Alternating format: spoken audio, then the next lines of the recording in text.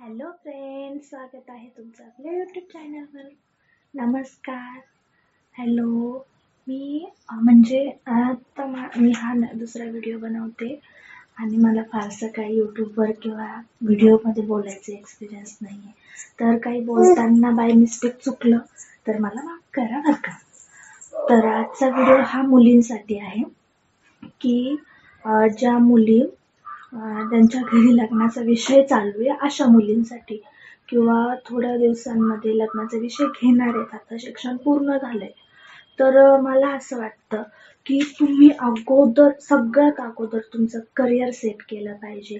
की असं नाही, असं होतं काही काही वेळेस शिक्षण पूर्ण झालं म्हणून आता लग्न केलं पाहिजे, किंवा वय झालंय आता लग्नाचं तर म्हणून लग्न केलं पाहिजे असं नाही. मुलींनी हे मुलांवर डिपेंड नसायलाच पाहिजे. आता काही माझ्या चुका आहेत.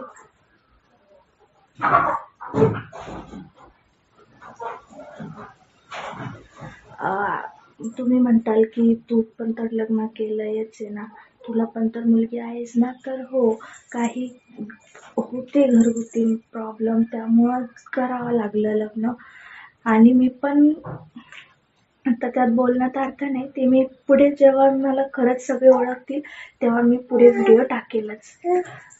तर आत्ता सध्या हा विषय आहे की प्लीज मुलींनो, तुम्ही घरच्यांना कळवा की आत्ताच म्हणजे लग्न करायचं नाही, आम्हाला टाईम द्या. ह्या टायमिंगपर्यंत आम्ही आमचं करिअर म्हणजे काही ना काही करून दाखवू आणि स्वतःच्या पायावरच उभे राहा. कोणावर डिपेंड राहण्याची गरज नाही. असं होतं की नाही का, आता चांगलं स्थळ आलंय म्हणून घरचे म्हणतात की पुन्हा भेटल नाही भेटल, पण असं नाही. चांगले स्थळ येत राहतात आणि लग्न पण होईलच. ते एक ना एक दिवस करावंच लागतं. ते कोणालाच नाही चुकत, कधी ना कधी ते होतच. पण मला असं वाटतंय की अगोदर करिअर केलं पाहिजे. चांगलं स्थळ आल्यामुळं काय होतं की घरचे गडबड करतात. आणि काही काही केसेसमध्ये, मी सगळ्यांबद्दल नाही बोलत, पण काही काही केसेसमध्ये कसं मुलं शिकवतात पण नवरा सपोर्ट करतो, पण काही काही केसेसमध्ये असं होत नाही. किंवा सपोर्ट जरी करत असलं तरी मग लग्न झालं म्हटल्यावर मुलं होतातच आणि त्यात काही करू शकत नाही. एकदा की मूल झालं म्हणजे आपल्या करिअरची वाट लागली, मग नंतर काही नाही करू शकत. ते हो, जरा वेळ शांत बस ना.